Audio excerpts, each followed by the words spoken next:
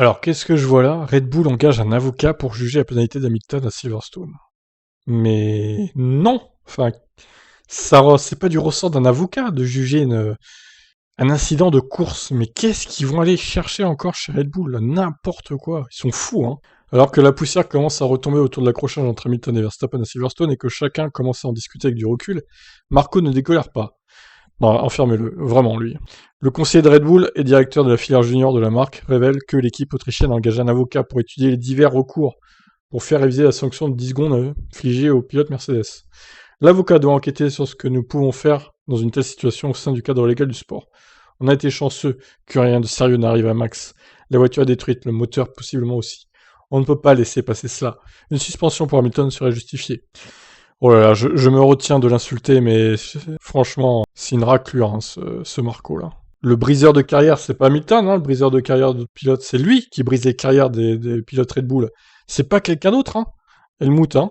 Remettons en question Helmut. Alors, il aurait au moins aimé un stop and go de 10 secondes pour Hamilton. La pénalité est ridicule, mais c'est peut-être à cause du règlement. Les règles doivent être revues, ainsi que le système des commissaires. Perez a 2 pénalités de 5 secondes pour des contacts minimes où personne ne s'envole. On aurait pu donner 10 secondes à un drive-through à Hamilton, mais ils ne l'ont pas fait. Max était sur la trajectoire et Hamilton aurait dû lâcher l'accélérateur. Vous ne pouvez pas percuter la roue arrière de votre rival dans un des virages les plus rapides. Le moindre contact a des conséquences dramatiques. C'est une action irresponsable. Hamilton devrait savoir quelles en sont les conséquences. Cela va devenir plus en plus tendu. La relation entre eux n'a jamais été détendue. Pour les spectateurs, c'est excitant, mais nous agirons dans les limites de ce qui est juste. Selon l'Autrichien, Red Bull peut retrouver la victoire du Grand Prix de Hongrie. Nous savons que nous avons un bon ensemble avec la voiture, le pilote et le châssis. Nous sommes assez forts pour oublier ce crash. Nous avons facilement gagné le sprint à Silverstone. Nous aurions gagné la course principale. Il n'y a aucune raison de paniquer. Nous pensons que ça sera serré, mais nous devrions être meilleurs à Budapest.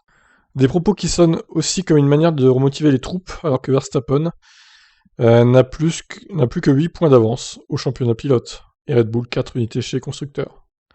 Attention toutefois à ne pas trop détourner son attention du sport lui-même en voulant impérativement battre Mercedes sur le plan politique, et même légal. L'équipe de Brackley a déjà semblé beaucoup plus posée face au tumulte de Silverstone, et ne se laissera pas distraire. Tout à fait. Bah et voilà, donc ils engagent un avocat pour essayer de renforcer la pénalité contre Hamilton.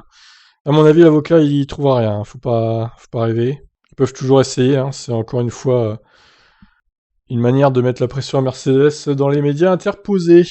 Ridicule. Allez, je vous laisse réagir dans les commentaires. Pas d'insultes, hein, s'il vous plaît, sinon ça bannira. Hein. Pour l'instant, ça va à peu près, mais même si dans les vidéos où on parle de racisme, ça commence à dégénérer un peu, donc on se calme, hein, je regarde tous vos commentaires, donc j'aime pas censurer, mais si vous allez trop loin, je vais vous censurer, les gars, donc on se détend un peu. Hein. Allez, je vous laisse réagir, ciao.